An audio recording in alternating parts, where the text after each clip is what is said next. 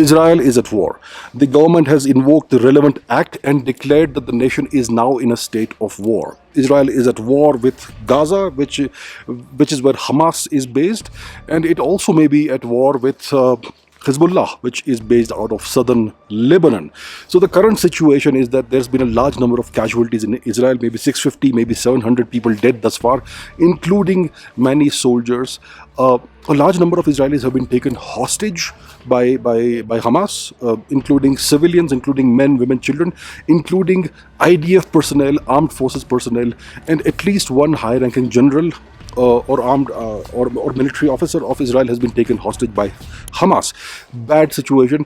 Israel has responded now. They have retaliated. They have been bombing Gaza. They have been bombing various Hamas headquarters and assets in the Gaza Strip.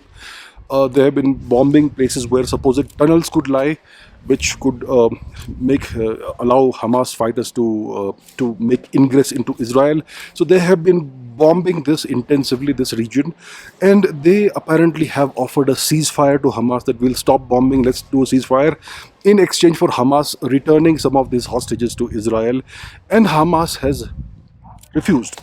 And the logic they have given forth is that apparently Israel has given away a lot of its ammunition to Ukraine, and therefore Israel may be low on ammunition. So Hamas wants to take this fight to the logical conclusion, and they believe that Israel is currently in a compromised state.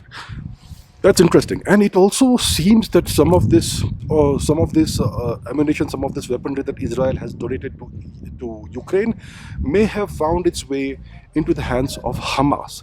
Very strange situation that we are witnessing. I'm sure it's not the US that did this, but maybe some other third country may have rerouted this weaponry to Hamas. I wonder what that country could be. I'm not gonna speculate and take names. Anyhow, that is what the situation is. Hezbollah also, which is based in southern Lebanon, could get involved in this. There is some military activity, some fighting happening in northern Israel, southern Lebanon, that region. There are reports of Israeli fighter planes flying over parts of Jordan as well. So this conflict seems to be escalating and going beyond the borders of Israel, but much of it is still happening right now within Israel. So Israel is in a state of siege. Israel is under attack. And it simply doesn't make any sense. There's one thing that doesn't make any sense to me. See, the Israel-Gaza border is one of the most highly secure locations on the planet. It has an insane amount of surveillance. It has an insane amount of military presence from the Israeli side, and also from Gaza, from the Hamas side. So every inch, every foot of this border is under intense surveillance.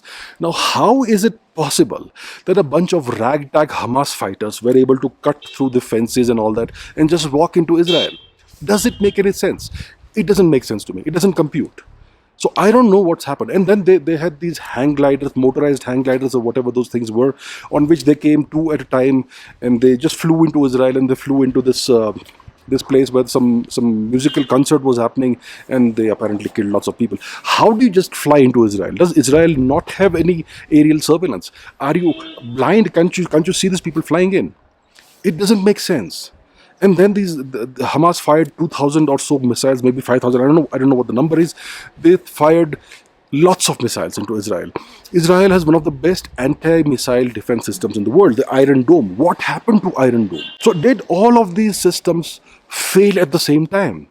If they did fail at the same time, how is it possible for all the systems to fail at the same time? Something doesn't make sense here. Something doesn't compute. I don't know what it is. I have certain ideas. I'm not going to speculate right now, but there is something strange going on here, right? So Israel is in a state of war. The chaos may be spreading. The Americans are sending some of their naval assets close to Israel to show support to Israel. Maybe this could involve an entire aircraft carrier strike group, perhaps, but definitely a number of warships will be sent close to Israel in a show of support to Israel, and maybe to provide some actual support, military support to Israel. The geopolitical consequence of this, one of the geopolitical consequences, has been the apparent scuttling of the Saudi Arabia-Israel peace negotiations, which were apparently in the concluding phase of negotiations. And the Saudis were very quick to come out with a statement. They came out with the statement with great alacrity, and they blamed Israel for what's happening, despite Israel being on the receiving end. So that is kind of gonna throw a spanner in the works when it comes to the Saudi Arabia-Israel peace negotiations. That could benefit Iran. It could benefit somebody else. Maybe Turkey, maybe somebody else somewhere else. Who knows? And another geopolitical impact of this is that it's going to maybe stall the India, Middle East, Europe trade corridor, which is something that was announced during the G20 summit. It has the blessings of the US. It bypasses Turkey, right? So this is something that's going to be stalled right now because the entire region is in turmoil. It was supposed to pass through Saudi Arabia, Jordan, Israel, and then go all the way to Europe. So Jordan and Israel, this region is at war right now.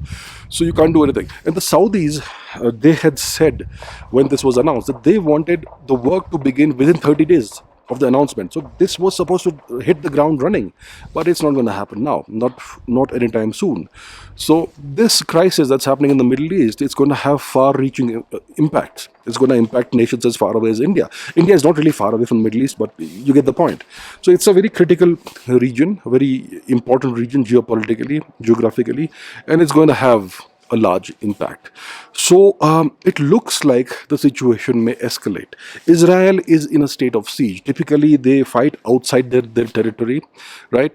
Right now, they are fighting within their territory. And it appears that the Hezbollah, Hamas, they have lots of tunnels, underground tunnels that may enable them to push more fighters into Israeli territory without Israel knowing about it.